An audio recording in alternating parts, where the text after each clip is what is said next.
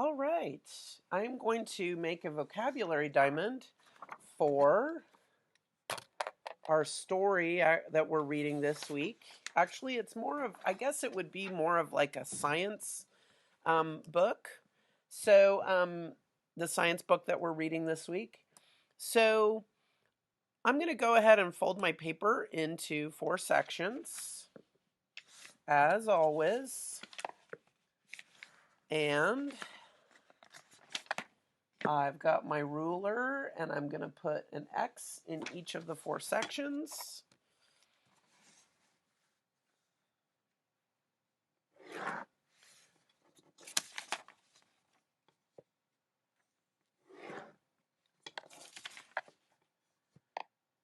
And that will give me my diamond shape.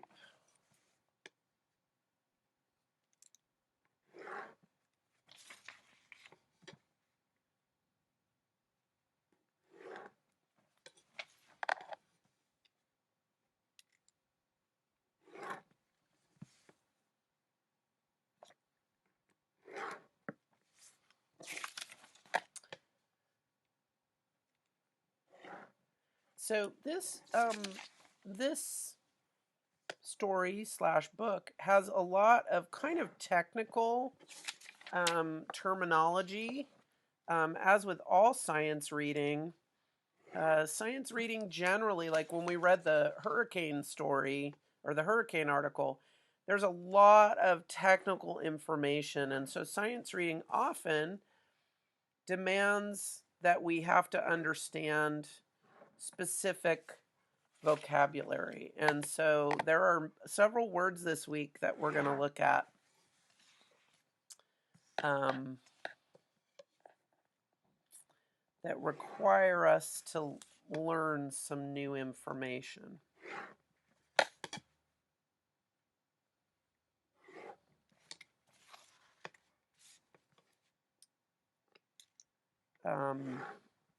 I taught in Gilroy, and our school was out in the country.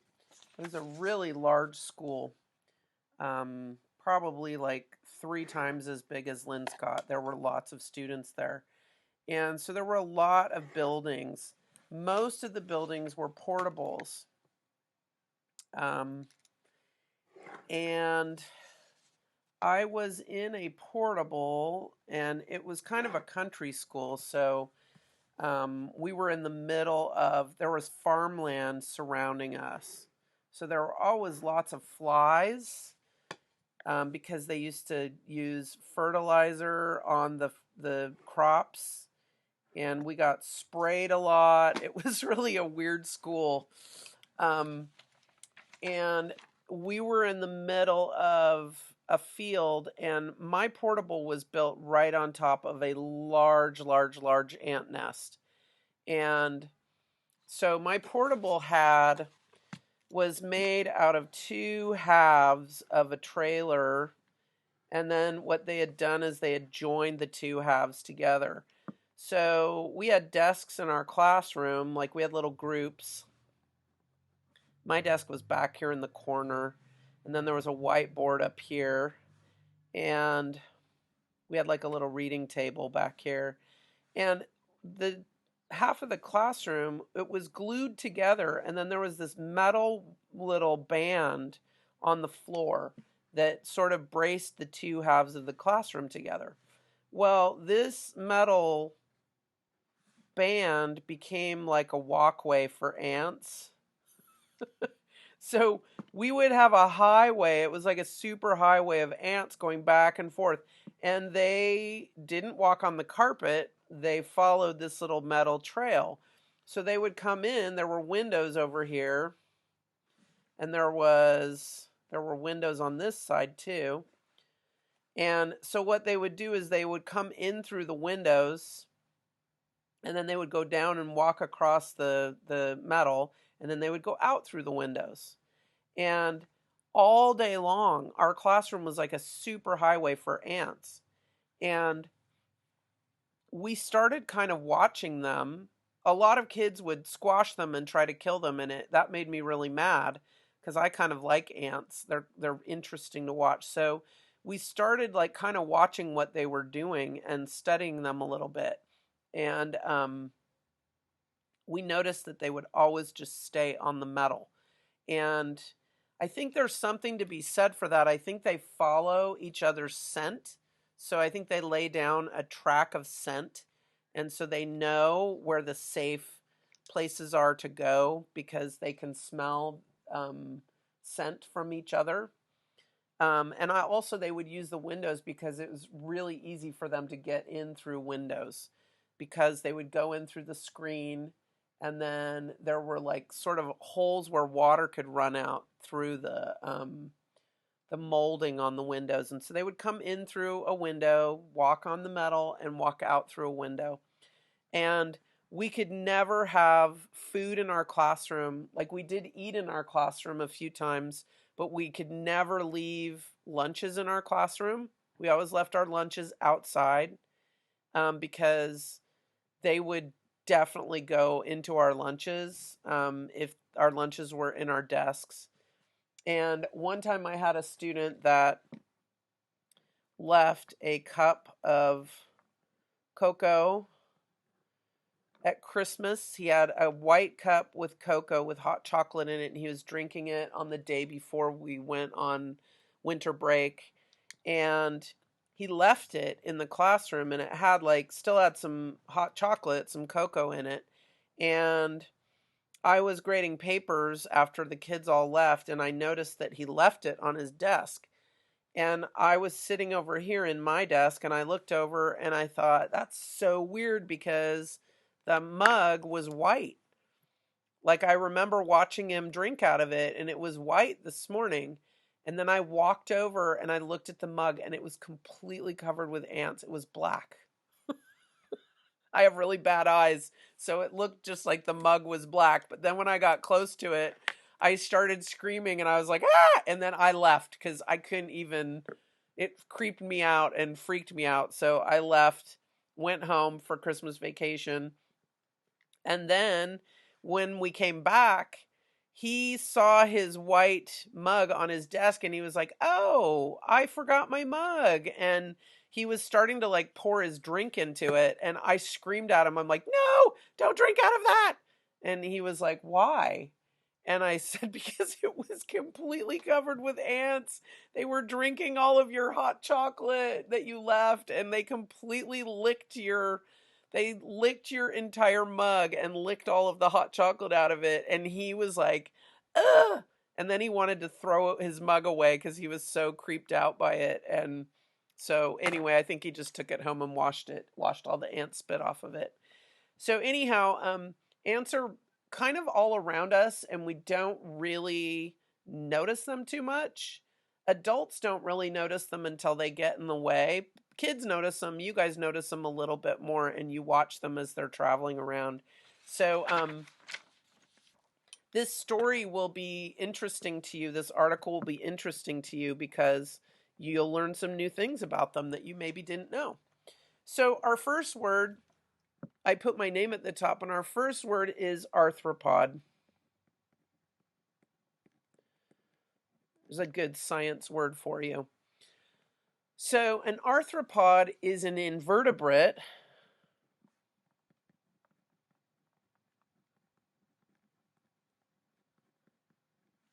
with jointed limbs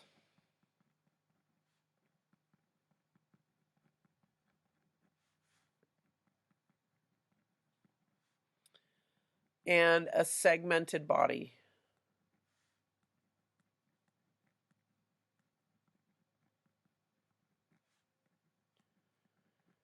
So there are a lot of animals that fall into this category. One of the animals that definitely, usually they also have a harder, they have a hard exoskeleton. And so one animal that falls in this category is crabs. Crabs fall into it. Spiders fall into it. Right? So anything as large as a crab and as small as a spider.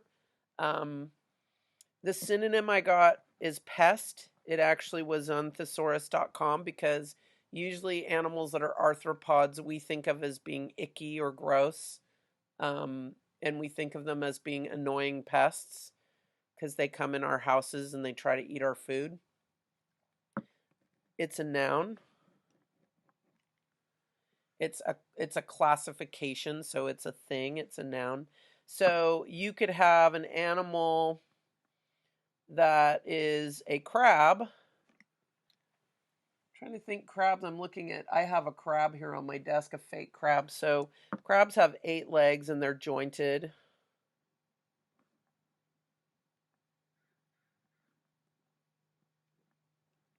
And they're delicious, by the way.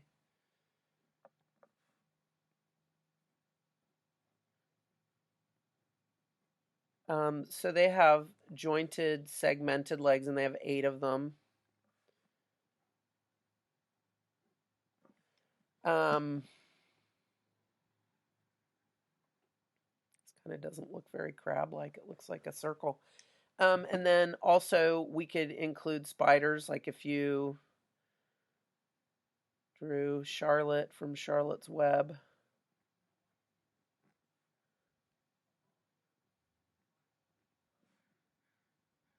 And they have a whole bunch of eyes, right? So it's a very large category of animals. All right, our next word is obstacles. So an obstacle is a thing that hinders progress.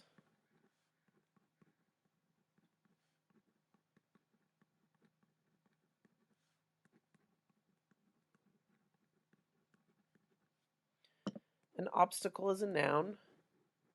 The synonym that I got is hardships.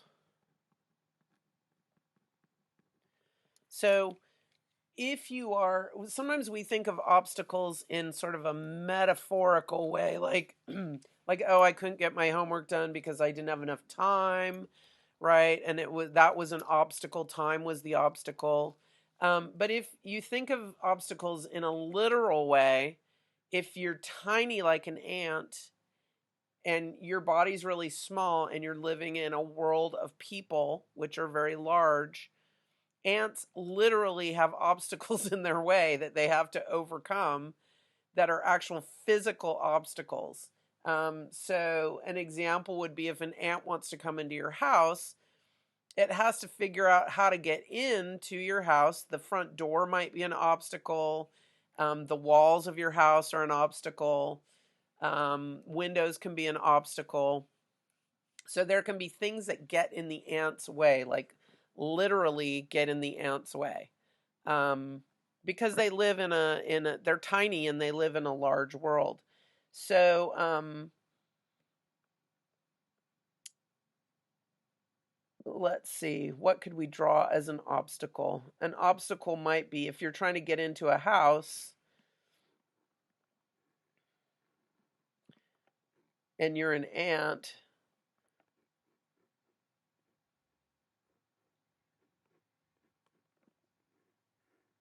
This is a elementary school house. So an obstacle might be the walls. It might be the roof, like your house would be easier to get into if the roof wasn't there. It might be the door. They might get stepped on, right, by humans. So if you think about living in an ant's world, then you're going to see that there are a lot of different obstacles that they would have just because they're physically small. All right, the next word is invertebrate.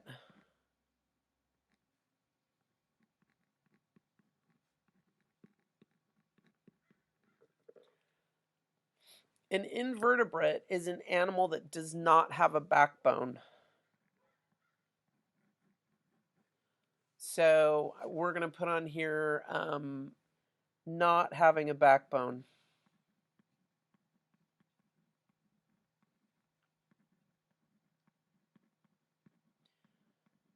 So ants don't have a backbone. We do. We have a spine. Humans are vertebrates. So an animal that does have a backbone is called a vertebrate, and an animal that doesn't have a backbone is called an invertebrate. So we have a spine, and our spine is made out of bone. There's a hole like a tube, a tunnel that runs through our spine that holds nerves, bundles of nerves. And our spine is where messages travel to our brains. So if I want my hand to set this pen down, I have to send a message. My brain has to send a message to my hand to set the pen down, right? It does it really fast. So, an invertebrate does not have a spine, and so they're not going to be able to sit in a chair, right? You're not going to see an ant that can sit in a chair and cross its legs, right, and sit up. So they do not have a spine. They don't have a backbone. So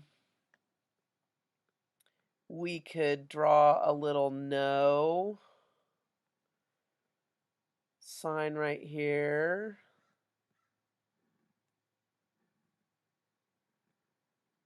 And then if you want to draw a little spine, a spine kind of looks like a whole bunch of vertebrae that are loosely hooked together with, they're in little discs, right? And so invertebrates do not have that. They don't have the support that a spine gives.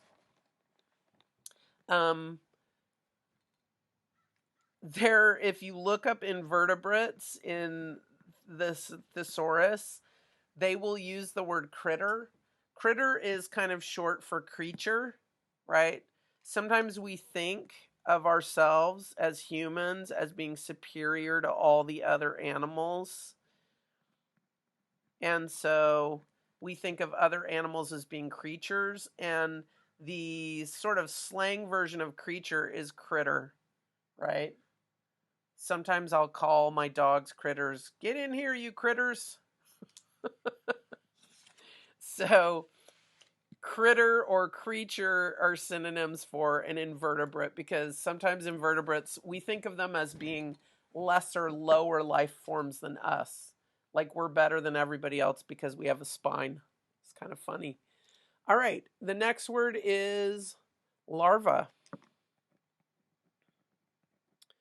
Larva always makes me laugh because it sounds like a girl's name. Like you would think of a name for your daughter and you'd be like, this is my daughter Larva. So larva is the immature stage of an insect.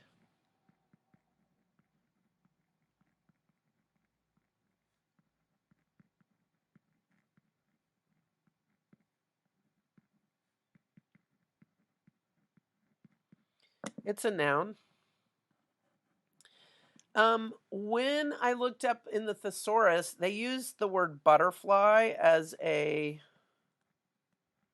synonym. I'm not sure that's the best synonym. We'll go with it, but so larva is just a baby version of an insect. And usually with ants, they look like little white, kind of translucent, shiny jelly beans. They're kind of white colored. And ants carry them in their nests. In your book, you're going to see a picture of ant nests, and they kind of look like this. They have little rooms inside the nest. And you're going to see pictures of larvae sort of piled up. And the ants really try hard to protect the larvae. The larvae come from the queen ant, and they really try to protect the larvae.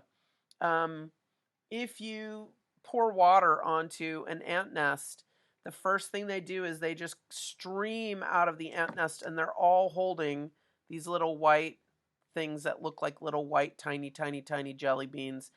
And it's because they're trying to save all of their young, right? They don't want a whole generation to be wiped out.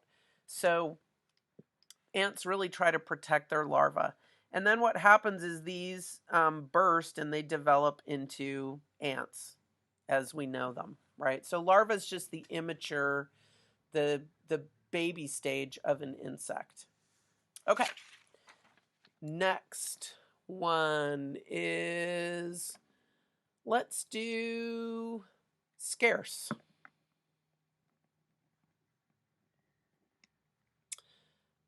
Scarce means insufficient to satisfy a need.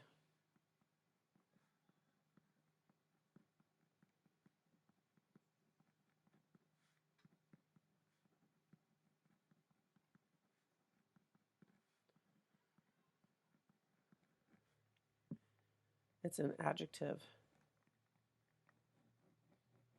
So it means that you don't have enough. You have a lack of something. Scant is a great word. Scant. There was a scant amount of food in our house, right? There's not a lot of food. So scarce just means there's not enough of something, right? So if in thinking of terms of ants, not enough food for them means that they have to go find food from another source. So if an ant is coming in through my kitchen window, which they often do, they come in through my kitchen window and they come in through the screen.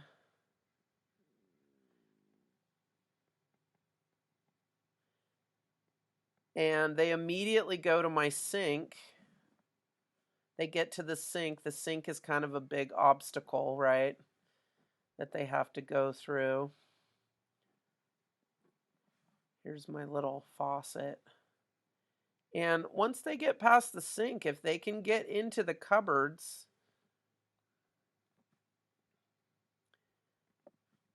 there is scarce food out. I don't keep food out on my counters, so it is scarce for them until they get to the cupboards. So we're going to have this guy saying, cupboards. Right? Because that's where all the food is at my house. So food is scarce until you hit my cupboards. Okay, the next word we're going to use is exoskeleton.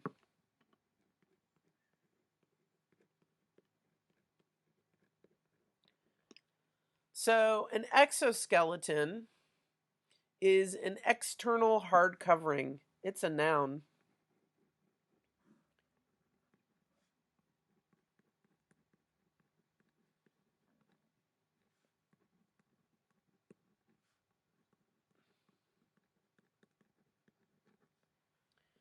So if you don't have a spine, you've got to have some way that your body can support itself, right? We support ourselves. Our spine, it makes us able to sit upright or to stand upright. We're not just falling on the ground. We also have muscles and we have bones, right? We have an internal skeleton that supports us. So if you're an ant or you're a spider or you're a crab, you don't have that. You don't have a spine. And so your skeleton is on the outside. You have armor. And that's kind of what an exoskeleton would be. There's no real synonym, but you could kind of think of it as being armor, like body armor.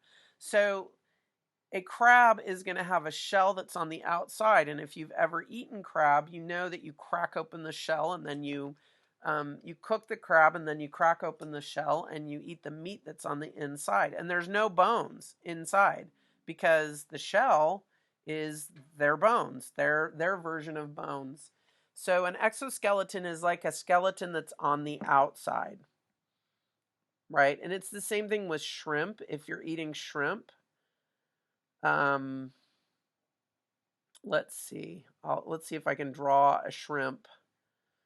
So if you're eating a piece of shrimp and it has the little tail on the end, right? Let's say I'm having delicious shrimp that's been deep fried or tempura.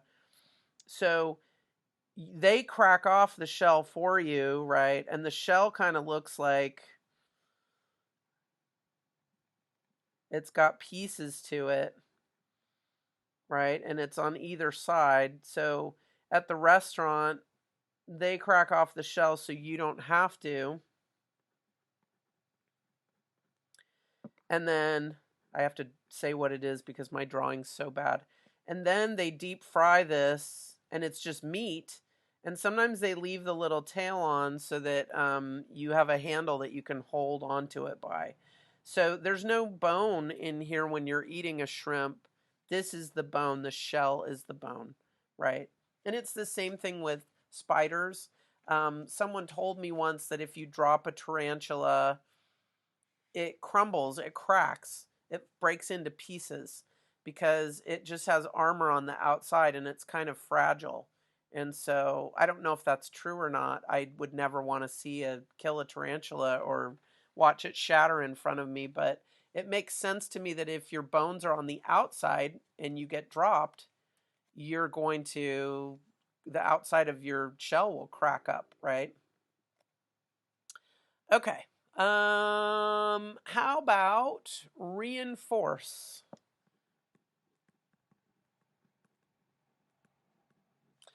Reinforce is a verb, and it means to strengthen. So they're going to talk about how ants reinforce their homes, their ant hills. They kind of use this stuff that's like their spit, and it mixes with the dirt, and they make little bricks out of it. And so the synonym is fortify. So they make these things that look kind of like little bricks. They're tiny. And they add brick to brick. And they're made out of dirt. And that way, when you're digging a hole and you're building a nest, if you don't reinforce the dirt, it's going to collapse and cave in really easily. And so they use that material that's like their spit, and it mixes with dirt, and it makes like a really strong walls inside. If you've ever seen an ant nest, I've seen them in my yard, and you know there's an ant nest because you can see piles of dirt. Like if you go out and there's little holes in the ground and you see these things that look like volcanoes, piles of dirt, that's the excess dirt. When they tunnel, they're digging down below and they're tunneling. So they have to get rid of a lot of the extra dirt to build their tunnels. And so they take the extra dirt outside, and then they take some of that and mix it with their spit and build like reinforcing walls so that they don't collapse, right? Okay. Our last word, I think, is probably excess. We have an extra word this week. I don't know why. So I'm just going to give you 8, even though we have 9. So excess is the fact of exceeding an amount.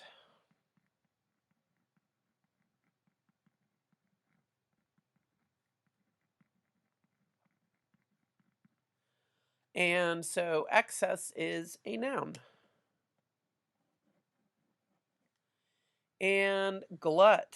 If you have too much of something, it's called a glut, right? Which is probably a lot like glutton or gluttony. If somebody eats too much, they're called a glutton. And if you're somebody that overindulges and you eat and drink too much, you're experiencing gluttony. So glut is the noun version of that, right? Of too much.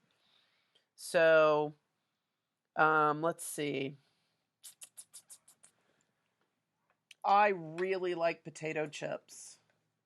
And if I allowed myself to buy all the potato chips that I wanted, my whole house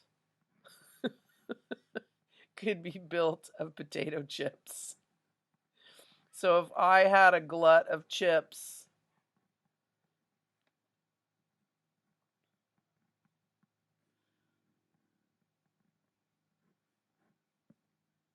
Usually they have like a little bowl of chips on the front.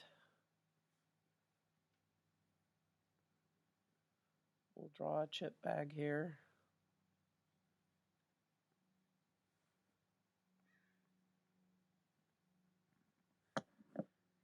Right, so if I had all the chips, if I had my heart's desire, I would just eat chips until I exploded. So a glut of chips would be having too many chips. Is there such a thing? I don't know. I don't think there could be. I don't think you can have too many chips. Can you? Right? So an excess means you just have too much of something. You might say, I have an excess of charm, or I have an excess of handsomeness, or an excess of beauty, right? I have too much beauty. So excess just means way too much of something, right? All right, I hope this helped you.